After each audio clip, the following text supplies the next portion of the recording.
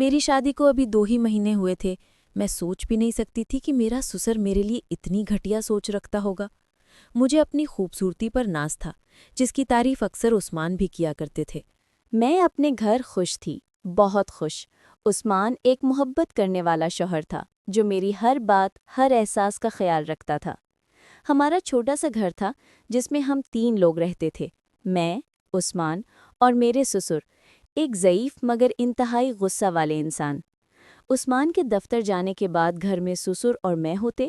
میں کام ختم کرنے کے بعد اپنے کمرے میں لیٹ جاتی اور کبھی سوشل میڈیا اور کبھی ناول پڑھتی۔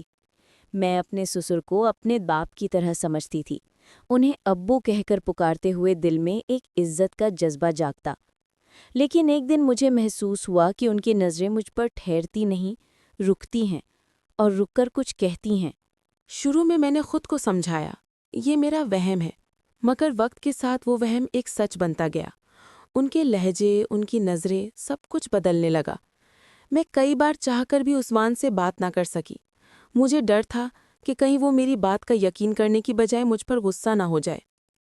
پھر ایک دن جب عثمان دفتر چلا گیا، میرے سسر نے کہا، میرے لیے ناشتہ بنا دو۔ میں کچن میں گئی، ناشتہ تیار کیا اور ٹرے اٹھا کر ان کے کمرے میں لے گئی۔ وہ بیٹھے تھے، چہرے پر وہی نرم مسکراہٹ، مگر جب میں نے ٹرے رکھی، انہوں نے میرا ہاتھ پکڑنے کی کوشش کی۔ میرا دل جیسے رک گیا۔ میں نے ہاتھ پیچھے کھینچا اور کانپتی آواز میں کہا، ابو آپ یہ کیا کر رہے ہیں؟ وہ ایک لمحے کو چونکے، پھر نظریں جھکا لیں۔ کمرے میں خاموشی چھا گئی، مگر میری روح چیخ اٹھی۔ میں نے غصے سے ان کی طرف دیکھا اور اپنے کمرے میں چلی گئی اور ڈرتے ہوئے کمرے کو لاک کر لیا۔ مجھے زندگی میں اتنا خوف کبھی محسوس نہیں ہوا جتنا میں اس دن ڈر رہی تھی۔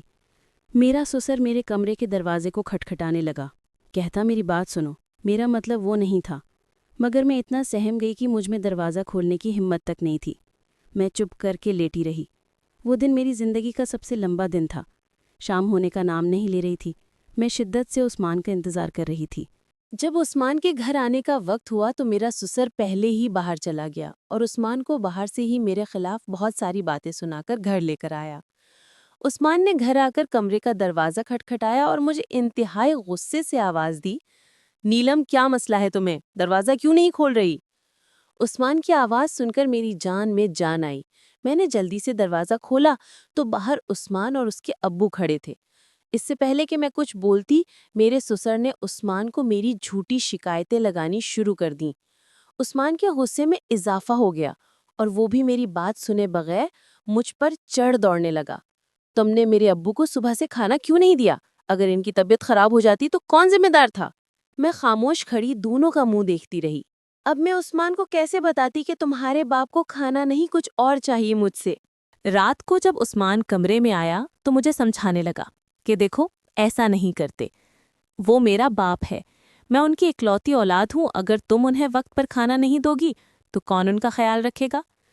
میں چاہ کر بھی عثمان کو حقیقت نہیں بتا سکتی تھی، میں اپنے گھر والوں کو بھی نہیں بتا سکتی تھی، کیونکہ ابھی میرے باپ سے تو میری شادی کا قرض بھی نہیں ادا ہوا تھا، تو اگر میں ناراض ہو کر چلی جاتی تو ان پر کیا گزرتی؟ میری وجہ سے میرے چھوٹے بہن بھائیوں کی زندگی بھی مشکل میں آ جاتی۔ میں نے عثمان سے کہا مجھے اپنے ساتھ دفتر لے جایا کرے، میں گھر میں نہیں رہ سکتی، مگر عثمان یہ بات ماننے کو تیار نہیں تھا۔ عثمان کا کہنا تھا کہ تمہارے ذمے صرف میرے باپ کا خیال رکھنا ہے، وہ بھی صرف 3 وقت کا کھانا دینا۔ اگر آج میری ماں زندہ ہوتی یا کوئی میری بہن ہوتی تو تم کیا کرتی ان کے ساتھ؟ میں نے کہا کاش کہ ایسا ہوتا، میری ساس ہوتی یا میری کوئی نند ہوتی تو آج جو میری حالت ہے ایسی نہ ہوتی، مگر ایسا ممکن نہیں تھا۔ عثمان کے دفتر جانے کے بعد میں زیادہ وقت خود کو اپنے کمرے میں لاک کر لیتی۔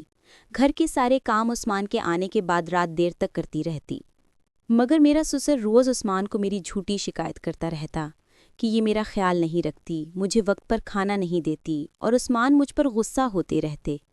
ایک دن میں نے عثمان سے کہا کہ آپ اپنے ابو کی دوسری شادی کر دیں۔ عثمان نے میری بات سمجھنے کی بجائے میرے ساتھ لڑائی شروع کر دی۔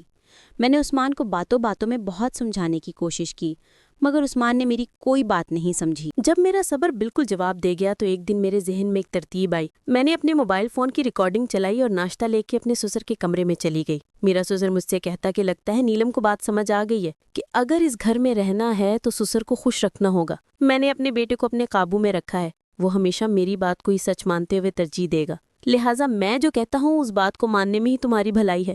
میں چپ کھڑی سب سنتی رہی، جو اس کے دل میں تھا وہ بولتا رہا اور میرا موبائل اسے ریکارڈ کرتا گیا۔ میں کچھ بولے بغیر اپنے کمرے میں واپس چلی گئی اور ساری ریکارڈنگ عثمان کو بھیج دی۔ عثمان نے مجھے کوئی جواب نہیں دیا، مگر جب شام وہ گھر آئے تو ان کی پریشانی ان کے چہرے سے واضح تھی اور عثمان کی نظریں جھکی ہوئی تھیں۔ اس شام انہوں نے کھانا بھی نہیں کھایا۔ رات کو عثمان میرے کمرے میں آنے کی بجائے اپنے ابو کے کمرے میں چلے گئے اور میں کافی رات انتظار کرتے کرتے پتہ نہیں چلا کب میری آنکھ لگ گئی اور میں سو گئی۔ صبح جب میں نے ناشتہ تیار کر کے عثمان کو جگایا تو معمول کے خلاف میرا سسر بھی عثمان کے ساتھ ہی ناشتہ کرنے آ گیا اور ناشتہ کرنے کے بعد دونوں دفتر چلے گئے۔